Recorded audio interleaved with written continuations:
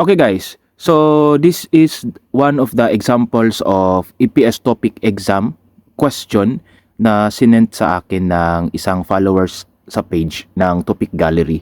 Alam ko po isa ito sa mga pinaka nakakainis na part sa exam, yung mga paragraph. Okay? So, for those who want to learn more vocabularies and also to understand more grammatical structures, you watch this video until the end guys kasi we will discuss everything. I know sa exam kulang yung oras if babasahin nyo siya ng talagang buo. Alam ko guys kasi during the examination iba na yung kumbaga iba na yung tense na nararamdaman ninyo kapag nandoon na kayo mismo sa harap ng monitor, no, ng computer kung saan kayo mag-e-exam or sa test paper kung ito man po ay PBT. Okay? So, alam ko po yung feeling kasi nga nakapag-exam na po ako ng maraming beses. Topic exam and also EPS topic. Okay guys, so I know the feeling and there are lots of posts ngayon recently na nakikita ko sa mga group nag-share ng techniques na keyword, no? Kumbaga, kung ano yung naka-highlight sa taas ng paragraph, yun din yung nakasulat doon sa choices, tugmang-tugma. However, yun po yung lumang technique na kumbaga hindi na siya basta-basta nag-work ngayon. So those are outdated techniques, face out kumbaga. Okay, so simulan na po natin. Proceed muna tayo sa instruction guys. So sa instruction, ito'y pwedeng i-keyword natin, no? Oh, pwede po siya guys. tulad dito, 다음 글을 읽고 내용과 같은 것을 고르십시오. Okay, so the word 같은 것, pag nakita nyo po yung word na 같은 것 guys, and that means correct thing, no? Similar thing. Okay, so meaning, isa dyan sa mga choices, yung nagsasabi ng tama. Okay, yun yung hahanapin mo sa paragraph. Yung tugma. Tugma na sinasabi dito sa paragraph, na tugma din na sinasabi dyan sa mga choices. So, isa lamang po, meaning yung tatlo dyan, mali. Okay? So, yan yung 같은 것, meaning correct thing or similar thing. Okay? So, proceed na tayo agad sa paragraph, guys. Okay?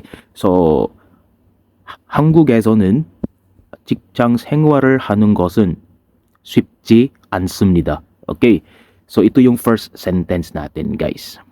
Okay? So, 한국에서는, so 한국 is Korea,에서 in. The nun part, emphasis na sa Korea, ganun, no? 한국에서는, sa Korea, ganun. 직장 생활. Okay, 직장 is the workplace, kumbaga.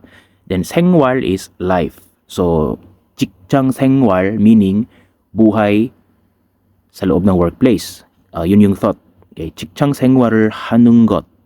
Okay, so 하는 것, 하다 means to do, and then 는 것 means ing guys in English, no? So it can mean ang pag sa Tagalog. All in all, 직장 생활을 하는 것은, okay, so meaning ang buhay sa loob ng work, ganun. Okay, how you spend your time sa work, ganun yung thought niya guys, no? 직장 생활. 직장 생활을 하는 것은 쉽지 않습니다. 쉽다, yung verb natin dito, means easy, and then the 지 않습니다, meaning nito guys, not. Okay, so not. So all in all, 쉽지 않습니다 means it's not easy. Example, 가다, to go, so 가지 않습니다, hindi aalis. Okay, so 먹지 않습니다, hindi kakain. So, 쉽지 않습니다, hindi easy. Okay. Hindi daw easy yung buhay, no? Sa loob ng workplace. Or hindi easy yung, kumbaga, how you spend your life inside the workplace. Kasi, no? So, maraming factors na nakaka-affect. It's not only the work itself, but also the coworkers that you have inside the workplace. No? Your relationship with them, how you deal with the conflict among coworkers, ganun. So, medyo hindi siya madali. So, ngayon guys, tingnan natin dito sa mga choices kung saan yung nagsasabi ng 직장 생활. Okay, 직장 생활. Okay, so, nasa number 3. Okay, ito po yun guys. No? 직장 생활을 하는 것이. Okay, yan. So, meaning, itong number 3, ito yung katumbas ng number 1. Pero tingnan natin kung magkatugma pa sila. 이 사람은 okay, 한국 직장 생활을 하는 것이 별로 곤란하지 않습니다. Okay, so 이 사람은, this person, 한국 직장 생활. So Korean workplace life, ganun. 하는 것이, so doing a life inside the Korean workplace, ganun. 별로 means, okay, 별로 means not that much or hindi gaano. Then 곤란하지 않습니다. So yung verb natin dito is 곤란하다. So yung pagkabasa niya is 곤란하다. Kasi the assimilation rules ng neon at saka liol, pag yung n sa baba nasundan ng liol sa taas, yung magiging result ng n magiging l din siya. Okay, so therefore ang pagkabasa niya is hindi kunlan kundi kullan. Okay, 곤란하지 않습니다. So 곤란하다 guys means to go through difficulty. Okay. And then 지 않습니다, it's not. So all in all, 곤란하지 않습니다 means hindi daw nahihirapan, no? Hindi daw gaanong nahihirapan itong taong na ito sa buhay niya inside the Korean workplace. So yun po yung thought ng number 3. So dito sa first sentence guys, ang sabi, 한국에서는, in Korea, 직장 생활, okay, workplace life 하는 것은, doing, 쉽지 않습니다. It's not easy. So therefore, medyo ano sila, differ, no? So therefore, mali yung number 3. So second sentence, 우리나라와 다른 직급 체계와. So dito sa next sentence, proceed. Okay guys, proceed tayo sa next sentence. 우리나라와, so 우리나라와. So 우리 means our, aming, then nara means country. Wa, with. Okay, so with our country. 우리나라와 다른, okay, 다른 means different. Okay, so magkaiba na 직급. Okay, 직급 체계. So rank system. Kumbaga 직급 kasi guys is the rank, and 체계 means system, sistema. So ranking system. Okay. 와 호칭 때문에 처음에는 너무 힘들었습니다. 와 in this context means and, no? And magkaiba siya sa wa na, sa paggamit dito sa 우리나라와. Okay? So you have to know na yung wa has different meanings. Pwede siyang and, pwede din siyang with, depende po sa context. Okay?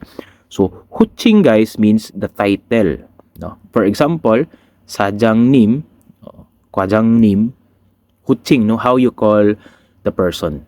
And dito sa Korea, they call using titles, no? Hindi pangalan. Okay? So same din naman sa atin, no? Minsan sa Pinas. So 'di ba yung boss natin, tinatawag nating sir or ma'am. That's how we address or we call people who have high position inside the workplace. Yun po yung pagkakatawag natin. Okay? So 호칭, the title. So 때문에, because, so because of, dahil sa. So dahil daw sa title at saka sa ranking system na magkaiba sa kanilang country or sa aming country, ganun. 처음에는, 처음 means first time, sa. Okay, at first time. Okay, at first time, 처음에는 너무, okay, 너무 means very, napaka 힘들었습니다. 힘들다 means mahirap, nakakapagod, ganun, no? 힘들다 kasi guys, it means tiring, but it can also mean to be difficult. Okay? So in terms of experience. So in this context, it can mean 너무 힘들었습니다. It was very tiring and difficult, no? At first time because of titles and also the ranking system. Kasi guys, dito sa Korea, importante yung hierarchy, kumbaga, no, yung level, sino yung pinakamataas sa company, sino yung pinakamababa, very important yan, and very important din sa kanila yung tamang pag-address mo. So tingnan natin guys sa mga choices if may nagsasabi ba ditong 직급 체계 or 호칭. Tingnan mo yan sa mga choices kung makikita mo ba yung mga words na yan. Okay, so wala. Okay, so we cannot find, so therefore hindi natin pwedeng i-compare itong sentence na ito dito sa mga choices. Okay, proceed tayo sa next sentence. 규칙도 많이 달라서 처음에는 당황했습니다. Okay, so talks about 규칙. Okay, so it means guys rules or regulations. To means also. Then 많이 a lot. Then 달라서 다르다 means different. No. So in this context since or dahil because. So dahil magkaiba daw ang rules. Okay. Because the rules also differs, ganun. 처음에는 at first 당황했습니다. So 당황하다 means it can mean to be panic, to be in confused, ganun. Okay guys, so it has different meanings, but in this context it can be or it can mean confused, no, flustered, ganun. Nakakapanik. Kasi nga nakakapanik at first sa simula dahil napaka iba ng rules. Okay. So, tingnan mo dito sa choices, guys, if may nagsasabi bang 규칙. 규칙. Okay. So, 규칙. So, wala. Pero, merong 규율. Okay. So, the 규율 is related to 규칙. So, si 규칙 kasi, guys, means rule. And si 규율 naman can also mean rule or regulation. So, pisut hamari예요. So, similar meaning. Sabi dito sa number 2, 같아서. Okay, 같아서. 같아 means same, similar. No? And dito sa paragraph, sabi niya, 달라서.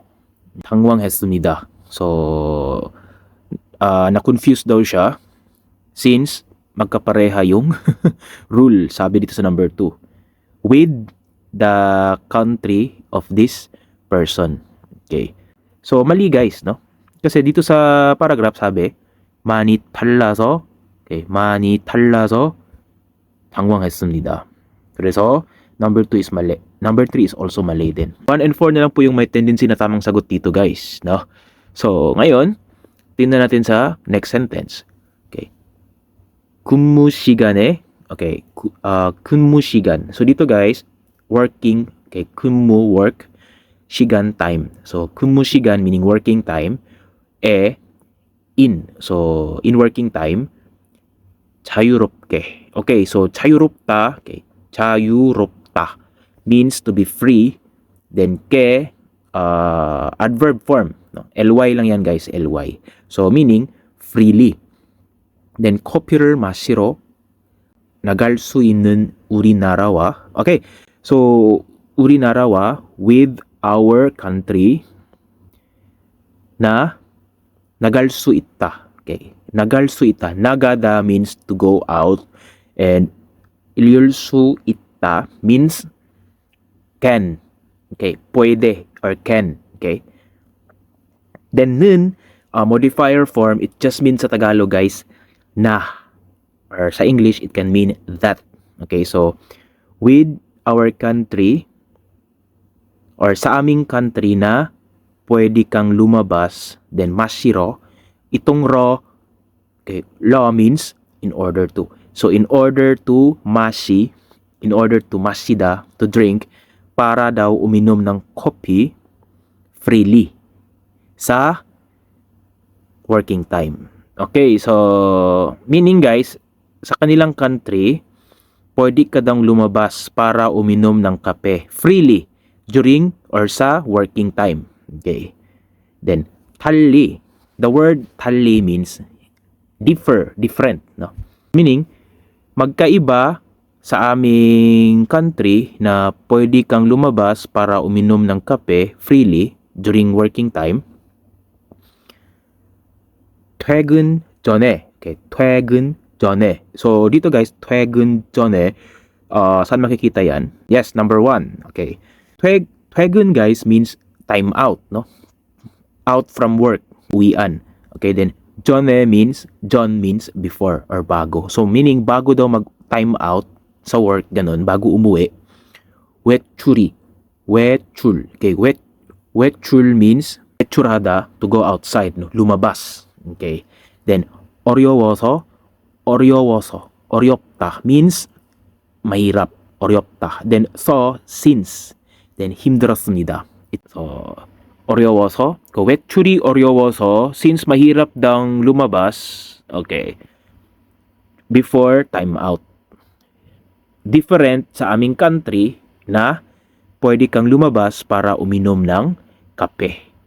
Okay, meaning sa kanilang country, pwedeng lumabas para uminom ng kape, pero sa Korea, bawal.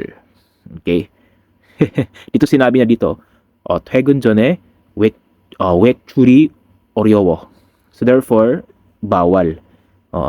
So number 1, 이 사람은 퇴근 전에, okay, so this person before time out, 커피를 마시러, okay, in order to drink coffee, 커피를 마시러 나갈 수 있습니다. 나갈 수 있습니다. Okay, 나가다 to go and 열 수 있습니다. Can. So pwede. So pwede daw lumabas para uminom ng kape bago mag-time out this person. Okay. So mali guys, no? Kasi dito 외출이 어려워서. Okay. So 퇴근 전에 외출이 어려워서 힘들었습니다. So therefore number 1 is mali. So we can say na number 4 yung tamang sagot. Okay guys, kasi ito na lang yung naiwan eh.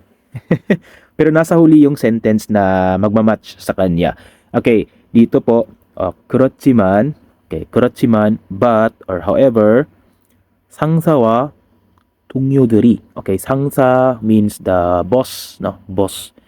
Okay, yung mga may high position sa work, and and, so the bosses and 동료, co-workers. Okay, 동료들이, 들 means mga. Okay, pang plural form. Okay. So mga co-workers and boss daw 도와주니까. Okay, 도와주니까. 도와주다 means to help. Then ni까 means since or dahil. So dahil tumutulong daw ang mga co-workers at saka yung boss. Okay, sa akin yung thought, no. Okay. 잘할 수 있을 것 같습니다. Okay, so 잘할 수, okay, 잘하다. 잘 means well. Okay, well, and hada means to do. So meaning to do well. And 율수 있다 means can. I can do well. Then 울 것 같습니다, I think. Okay. So sa Tagalog, parang. So parang I can do well. No? I think I can do well. 잘할 수 있을 것 같습니다.